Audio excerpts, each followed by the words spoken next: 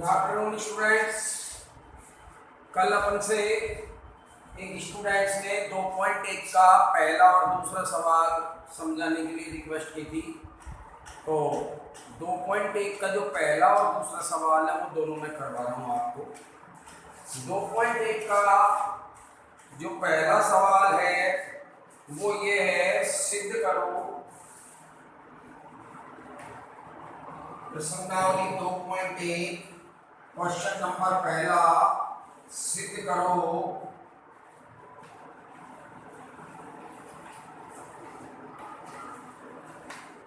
एक विषम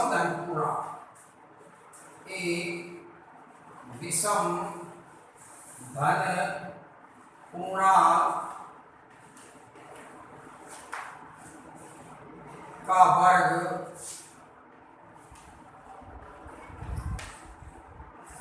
8q + 1 के रूप में होता है।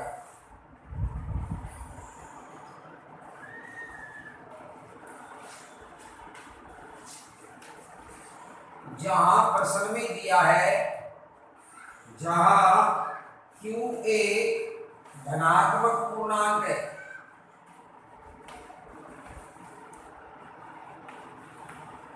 देखिए इसको देखिए, q एक धनात्मक पूर्णांक है। अब देखो धनात्मक पूर्णांक क्या होते हैं? धनात्मक पूर्णांक वही होते हैं जो प्राकृत संख्या होती है। धनात्मक पूर्णांक 1 से शुरू होते हैं, क्योंकि जैसे ये है -3 माइनस अनंत से dot dot dot dot dot -2 -1 0 1 2 3 dot dot अनंत। देखो ये सब पूर्णांक है। माइनस अनंत से -3 तक के जो पूर्णांक है उनके बीच के पूर्णांक मैंने यहाँ लिखे नहीं है, लेकिन ये डॉट डॉट डॉट डॉट ये दर्शाता है कि वो सब यहाँ विद्यमान है, लेकिन सभी का लिखना संभव नहीं है। तो ये सब पूर्णांक है, ये ऋण पूर्णांक है। फिर 0 पूर्णांक तो है लेकिन ना धन है ना ऋण है ना। फिर धनात्मक कहाँ से स्टार्ट होते हैं? 1 से। देखो अब धन पूर्णांकों की संख्या 1 से स्टार्ट होती है, 1 2 3 4 5 इस तरह से अनंत तक। और अपनी प्राकृत संख्या भी कहाँ से स्टार्ट होती है? 1 2 3 4 5 6 इस तरह से। तो जो धन पूर्णांक है वो ही अपनी प्राकृत संख्या होती है, मतलब प्राकृत संख्याओं को ही हम धन पूर्णांक कहते हैं। तो q एक धन पूर्णांक है, मतलब q यहाँ एक प्राकृत संख्या है जिसका मान 1 भी हो सकता है, 2 भी हो सकता है, 3 4 5 6 अनंत तक कोई भी संख्या हो सकती है। ठीक है स्टूडेंट्स, तो q एक धनात्मक पूर्णांक है, अर्थात q बराबर 1 2 3 4 5 अनंत तक कोई भी धनात्मक संख्या हो सकती है। ओके, इसका मतलब तो ये हुआ धन पूर्णांक का। अब उसने कहा सिद्ध करो एक विषम धन पूर्णांक। तो मैंने आपको एक उदाहरण नंबर 2 करवाया था इसी प्रश्नावली 2.1 का, और उस 2.1 के उदाहरण नंबर 2 में मैंने सिद्ध किया, क्योंकि उदाहरण 2 में हम सिद्ध कर चुके हैं, हम पहले ही सिद्ध कर चुके हैं, वो वीडियो देख लेना, कि सिद्ध कर चुके हैं कि कोई भी धनात्मक विषम पूर्णांक, कोई भी धनात्मक विषम पूर्णांक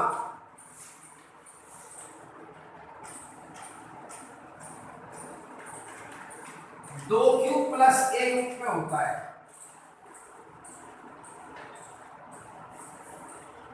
उस धनात्मक विषम पूर्णांक को मैं a से डिनोट कर रहा हूं, a 2q + 1 के रूप में होता है, और सम वाला 2q के रूप में होता है।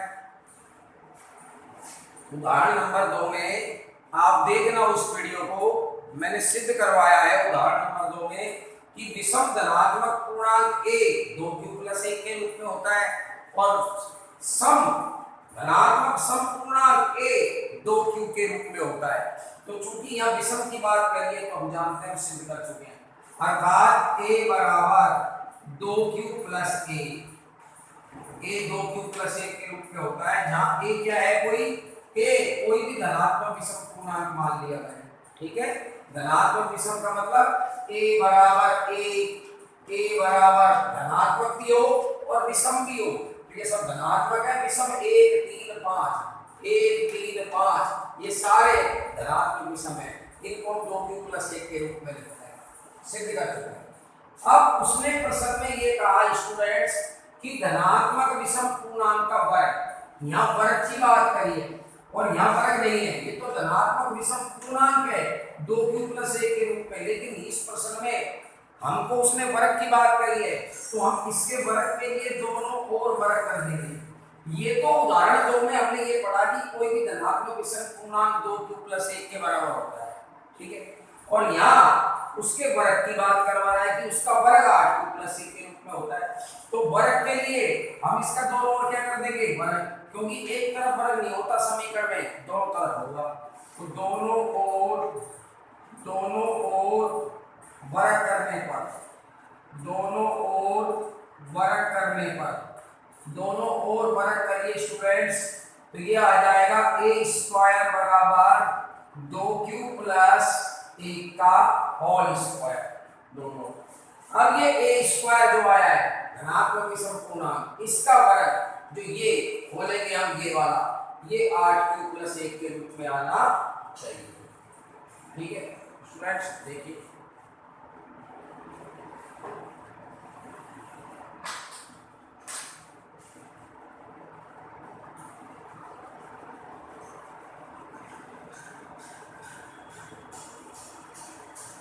अब देखिए स्टूडेंट्स, इसको मैं मिटा देता हूं, a² बराबर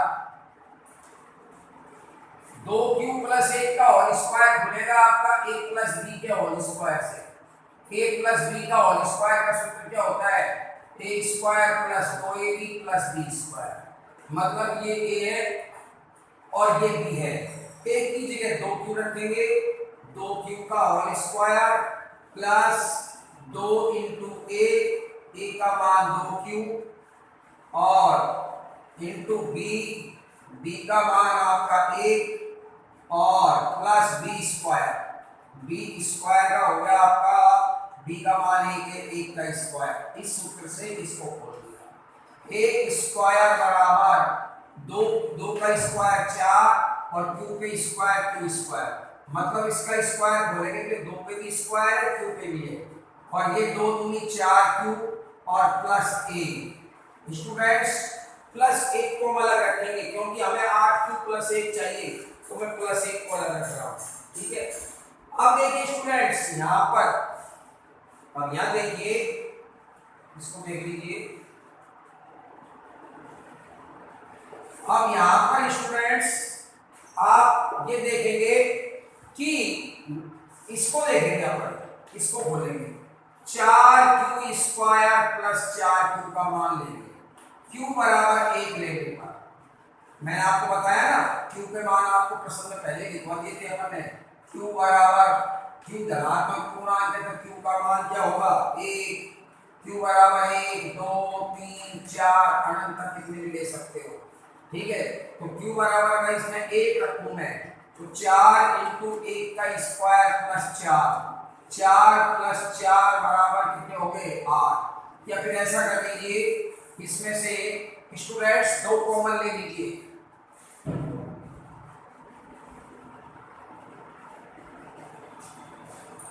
4q कॉमन आ रहा है इसमें से अपना, तो ये हो गया अपना q+1। अब आप देखिए ये आप q बराबर 1 लीजिए, इसमें q बराबर 1, अब इसका मान निकालना है अपन को, इसका ये +1 तो अलग रहे तो, क्योंकि ये +1 अपन को अलग चाहिए, यहाँ तो 1 अलग करनी है, क्योंकि ये 1 अलग आ जाए, अब ये 8q लाना है इसको सरल करके, तो अब मैं इसको सरल कर रहा हूँ इस वाले में, और इसकी वैल्यू 8q आनी चाहिए इसकी, तो 8q कैसे आएगा देखो, 4q × q+1 में q बराबर 1 रखने पर, q बराबर 1, क्यों, क्योंकि q बराबर 1 क्यों रख रहे हैं, क्योंकि q एक धनात्मक पूर्णांक है, और धनात्मक पूर्णांक के मान 1 2 3 4 तक होते हैं, तो मैंने q बराबर 1 लिया, तो 4 × 1 और 1 + 1, तो 1 करे 2, कितने आए 8 आ गए, कितने आ गए स्टूडेंट्स, गुणा में है सब, 1 करे 2 4 दूनी 8, और स्टूडेंट्स क्यू बराबर 2 लेने पर अगर इसमें अपन 2 लेंगे तो 2 प्लस 1, देखिए क्यू का मान 2 रख दिया है, यहाँ भी 2 रख दिया है, 1 लेने पर और यहाँ लिख दीजिए क्यू बराबर 2 लेने पर। ये कैसी संख्या आई? ये आया आपका सम धनात्मक पूर्णांक। कैसा संख्या आई है अपनी? सम धनात्मक पूर्णांक आई। देख लीजिए आप, 8 कैसी संख्या आई? क्यू बराबर 1 लेने पर 8 आया, क्यू बराबर 1 लेने पर इसमें 1 रखने पर 8 आया, और 8 कैसी संख्या है? सम धनात्मक पूर्णांक है। अब चलो 2 ले लेंगे, इसी प्रकार 2 लेंगे तो 4 × 2, यहाँ क्यू का मान 2 रख दिया और यहाँ 2 प्लस 1, तो 4 × 8, 2 × 3 को गुणा किया, देखो 2 × 3, 3 × 6 = 24, 24 ये भी कैसी संख्या है? सम धनात्मक पूर्णांक है। कैसी है? सम धनात्मक पूर्णांक। ओके स्टूडेंट्स, और हमने उसी उदाहरण 2 में पढ़ा था कि सम धनात्मक पूर्णांक 2 क्यू के रूप में होता है। ठीक है, अतः 4q × q + 1 सम धनात्मक पूर्णांक है। कैसा है? q के किसी भी मान के लिए आप 2, मैंने 1 और 2 ले लिए, अब आप 3 रखोगे, 4 रखोगे, कितनी भी रख लोगे, q का मान यहाँ 1 2 3 4, यहाँ जो गुणनफल गुणा होके जो गुणनफल आएगा वो एक सम धनात्मक पूर्णांक आएगा हमेशा। इसका मतलब q के किसी भी मान के लिए, किसी भी मान के लिए मतलब 1 2 3 4 5 6 इत्यादि के लिए 4q × q + 1 कैसी संख्या प्राप्त हुई? एक सम धनात्मक पूर्णांक प्राप्त हुई। कैसी संख्या प्राप्त हुई? सम धनात्मक पूर्णांक संख्या प्राप्त हुई। ठीक है, और कोई भी सम धनात्मक पूर्णांक किसके रूप में होता है? 2q के रूप में। मैंने उदाहरण नंबर 2 में पढ़ाया कि सम, अगर वो सम धनात्मक पूर्णांक है तो 2q के बराबर होगा, और विषम धनात्मक पूर्णांक है तो 2q + 1 के बराबर होगा। ओके स्टूडेंट्स, देखिए तो इसलिए 4q × q + 1 बराबर हो जाएगा 2q के। फिर सुन लीजिए, अगर कोई विषम धनात्मक पूर्णांक है तो वो 2q + 1 के बराबर होता है। माना वो विषम धनात्मक पूर्णांक a, तो वो किसके बराबर होता है? 2q + 1 के। उदाहरण नंबर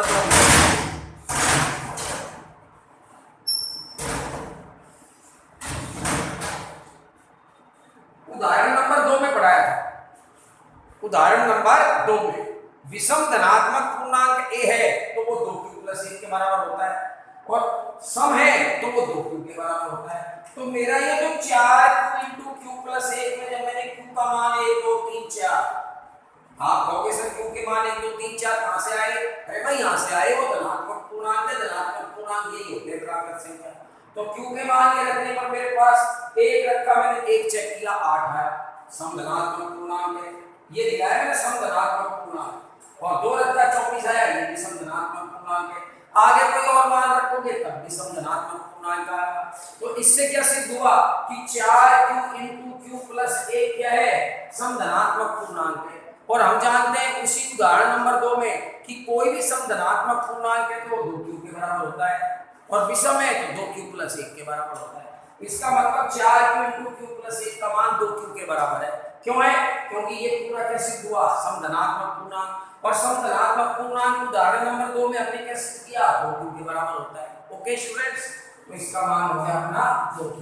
और यही तो समीकरण 1 से, समीकरण 1 से a² बराबर ये 2q के बराबर हो जाएगा, और ये आ जाएगा आपका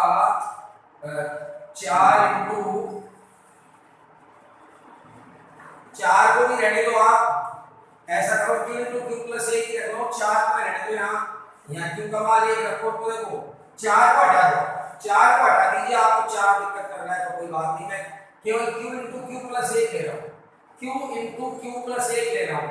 तो q का मान 1 रखा, 1 करे 2, और 2 रखा तो 3 दूनी 6। ये कैसे है? दोनों सम धनात्मक पूर्णांक। 4 हटा दिया, यहाँ से भी हटा दीजिए, तो q × q + 1 क्या है? सम धनात्मक पूर्णांक है। और कोई भी सम धनात्मक पूर्णांक कितने के बराबर होता है? 2q के। तो इसका मतलब इसका मान कितना हो गया? 2q। ए स्क्वायर इंटू 4q और q प्लस ए प्लस ए। अब 4 तो ये है स्टूडेंट्स, और इसका मान कितना हो गया अपना, इसका मान कितना हो गया अपना 2q प्लस ए बराबर ए स्क्वायर बराबर 8q प्लस ए। ओके स्टूडेंट्स, देखिए आप फिर समझ लीजिए इसको, ये सिद्ध हो गया हमारा कि विषम धनात्मक पूर्णांक का वर्ग 8q प्लस 1 के रूप में होता है। देखो उसमें प्रश्न को फिर समझ लीजिए, घबराने की जरूरत नहीं है, फिर मैं दोबारा बता देता हूँ। उसने कहा सिद्ध करो एक विषम धन पूर्णांक का वर्ग 8q प्लस 1 के रूप में होता है विषम धन पूर्णांक का। ठीक है, अब देखिए कि हम जानते हैं कोई भी विषम धन पूर्णांक ए, ये रफ में बता रहा हूँ ए, वो अगर वो विषम धन पूर्णांक है तो उदाहरण नंबर 2 में हमने पढ़ा ये 2q प्लस 1 के बराबर होता है। अब उसने करिए उस विषम धन पूर्णांक के वर्ग की करिए, तो मैं इसका दोनों तरफ क्या कर देता हूँ वर्ग, और वर्ग खोलने पर क्या आ गया 4q square plus 4q plus 1। अब ये प्लस 1 को अलग ले लिया मैंने इसकी वजह से, और इन दोनों में से कॉमन ले लिया कितना 4q into q plus 1 plus 1, ये आया स्टूडेंट्स।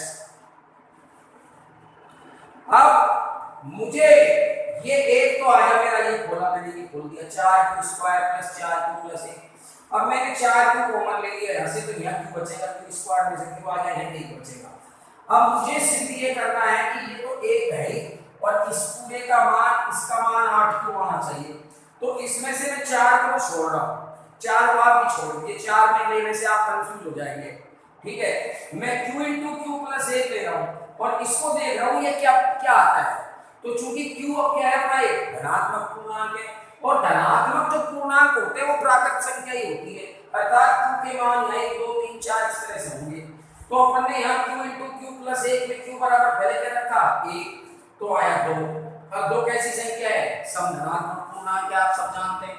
फिर q बराबर 2 लिया तो 2 यहाँ 2 प्लस 1, 2 और 1 3 दूनी 6, ये भी समधनात्मक पूर्णांक है। 3 लोगे या q का मान 3 रखोगे तब भी समधनात्मक पूर्णांक आएगा।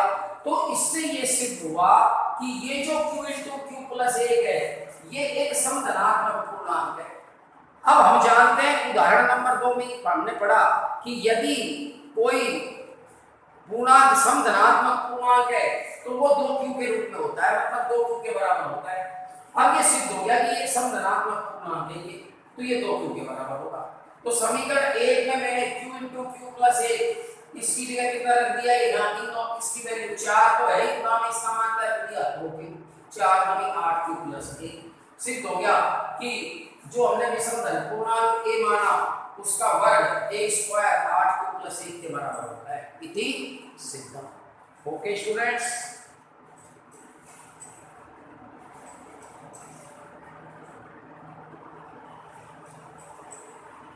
अब स्टूडेंट्स दूसरा सवाल है वो भी बड़ा है इसका, तो थोड़ा सा बड़ा सवाल होने के कारण इसमें वीडियो हमारे पास थोड़ी सी नेट की कमी रहती है, बाहर भी कम वीडियो बनता है, इसलिए वो भी कम से कम 18-20 मिनट का सवाल है, तो उसको मैं कल करा दूंगा। दूसरे को 2.1 के दूसरे को एक बार इसको ही दोबारा देख लीजिए, तो देख लीजिए एक बार इसको ढंग से देख लीजिए, फिर एक बार इसी को रिपीट कर देता हूँ ताकि आपके और ढंग से समझ में आ जाएंगे, है ना बेटा, और ढंग से समझ में आ जाए। देख लीजिए इसको,